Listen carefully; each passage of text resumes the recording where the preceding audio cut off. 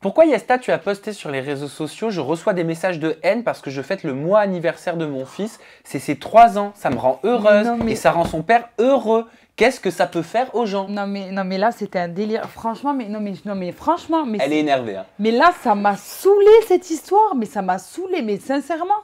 En fait, on a voulu fêter ces 3 mois. Donc on avait pris un petit gâteau, il y avait Wafa et Corentin à la maison, voilà. Bon, rien de fou, on n'a pas acheté une Ferrari à notre enfant, enfin on sait pas, voilà. Et donc on a snappé, j'ai mis une photo où je lui disais joyeux mois anniversaire, et alors là les gens, je sais pas pourquoi, ils sont tous excités, mais c'est ridicule, mais c'est bête de faire ça, mais franchement t'as que ça à faire, t'as de l'argent à dépenser, gna gna. Bref, toujours dans le jugement, toujours dans la polémique, toujours dans le voilà. Et au final, ce que j'ai essayé de leur faire comprendre, c'est que je ne comprends pas. Nous, on a fêté le mois anniversaire, mais c'est pour nous, nous, en fait, le fait d'être parents depuis 3 mois, on voulait marquer le coup parce que 3 mois, c'est une étape pour nous. C'est égoïste, c'est pas pour lui qu'on l'a fait, c'est pour nous. Tu vois, oui, parce qu'il se rend pas compte. Mais bien sûr, ça vous fait plaisir, on le sait, on n'est pas stupide, mais ouais, nous, ça nous rend heureux, nous, ça nous fait plaisir, on est là avec nos amis, on a mangé un bon gâteau, évidemment, il n'en a pas mangé, hein, donc je vois pas où est le mal et pourquoi on vient chercher des noises pour ça, en fait. Tu vois, vous vous sentez encore plus jugé qu'avant. Mais clairement, en fait, quand t'es parent, tu n'as pas le droit à l'erreur. Tu n'as pas le droit à une marge de... Mais vraiment, on te saute à la gorge pour le moindre fait et geste que tu fais qui pourrait être mal interprété et c'est épuisant. Parce qu'au final, les gens, ils nous demandent d'être spontanés, d'être plus naturels, d'être nous. Et ils veulent nous suivre pour nous, mais au final, ils nous empêchent d'être nous. Tu vois ce que je veux dire? Est-ce que ça ne vous pousse pas, en l'occurrence, à jouer un rôle? Mais clairement, t'es obligé maintenant, mais même sur les réseaux sociaux, même là, quand ils parlent du voile, j'ai limite envie de dire non, parle pas de ça. Parce qu'on finit par avoir peur de chaque mot, en fait. Voilà, on a peur de comment ça va être interprété, comment ça peut être potentiellement déformé. C'est ça, il y a des sujets, il faut pas les aborder, tu ne peux pas, même si tu en as envie, tu n'as pas le droit parce que ça peut être trop mal interprété. Par exemple, là, je vois plein d'articles, donc j'ai parlé sur mon Snapchat du fait que ça faisait 1 semaine que Julian il se réveille toutes les nuits et que c'était dur et qu'on était crevés. Je vois des articles, c'était quoi le mot? Je vais te le dire parce que je les ai notés justement, les titres de ces articles, parce que certains m'ont sauté aux yeux. C'était Yesta maman désespérée, Yesta maman dans l'incompréhension, Yesta maman qui appelle à l'aide, Yesta qui chiale. C'est Martine.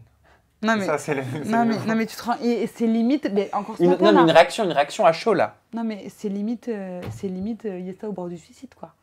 Mais non mais ils se rendent compte ou pas? Ça te choque? Ça vous choque? Bien sûr que ça me choque. Et tout ça parce que en fait je suis là, je partage mon quotidien de jeune maman.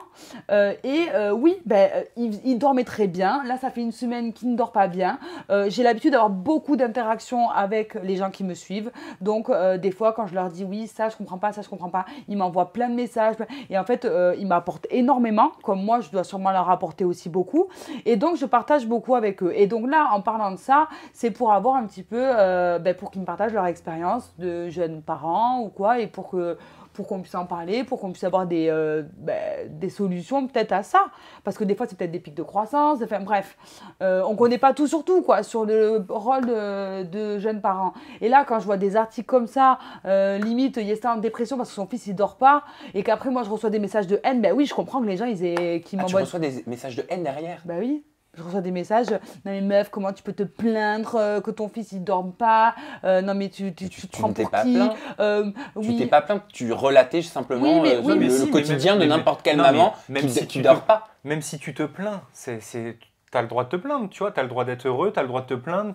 Oui, mais en l'occurrence, là, dans ces snaps, elle s'est pas plainte, Yesta. Oui, mais les gens, les 3 quarts n'ont pas vu ces snaps, les 3 quarts vont lire l'article. Et les 90% ne vont même pas lire l'article, vont lire le titre. et le titre, Yesta quasiment en dépression, au bord de la crise de larmes, limite au bord du suicide parce que son fils ne dort pas, ben oui, je me fais insulter après derrière. Est-ce que vous les avez appelés, ces médias, pour peut-être leur demander de changer le titre? Ben non. Non, mais tu refais une petite rectif sur tes snaps, sur tes Ouais, idées. mais bon, Juste pour pas, faut pas accepter ça en vrai, parce que tu sais que voilà, après c'est leur fonds de commerce aussi, c'est des titres qui buzzent, faut que ça frappe. Mais encore une fois, que ce soit tes abonnés ou que ce soit les médias, des fois on te force à ne plus être toi-même. Et tu ne peux plus des fois être toi-même. Moi maintenant, maintenant je vais faire attention. Donc alors toujours rester positif, parce que si tu restes pas positif, tu te fais insulter parce que y en a qui n'ont pas eu la chance d'avoir d'enfants, etc., etc. Tu n'as pas le droit de dire totalement ce que tu penses. Mais tu t'oublies en faisant comme ça. Si tu fais ce choix-là, tu vas t'oublier. La prochaine fois, la personne que tu es. Mais oui, mais voilà, regarde, la prochaine fois. Leur donne pas raison à ces gens-là. Je sais, mais c'est triste. Mais en fait, les gens ils se rendent pas compte que c'est eux qui font qu'au final on va plus être naturel, on va plus être si tu l'acceptes, si tu décides d'accepter qui gouverne ta vie, oui, tu vas finir par t'oublier, par t'effacer et ne plus être celle qu'on connaît. Oui. Par contre, si tu l'entends, point levé. D'habitude, voilà. Et on se bat. Mais si tu l'entends, mais que tu ne donnes pas ton accord à toutes ces paroles qui rentrent là et qui ressortent, tu t'en tapes.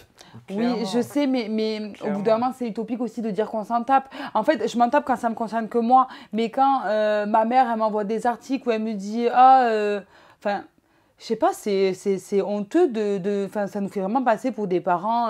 Sur le moment, ça te touche? Ben, bien sûr, parce que ça touche mon fils. Donc ouais, ça me fait chier, quoi. Ils nous font passer pour des gens complètement qui sortent de leur monde de télé-réalité, abrutis complets, qui n'ont pas compris qu'un enfant, ça mettait du temps à faire ses nuits, quoi. Franchement, ouais, on passe pour des abrutis.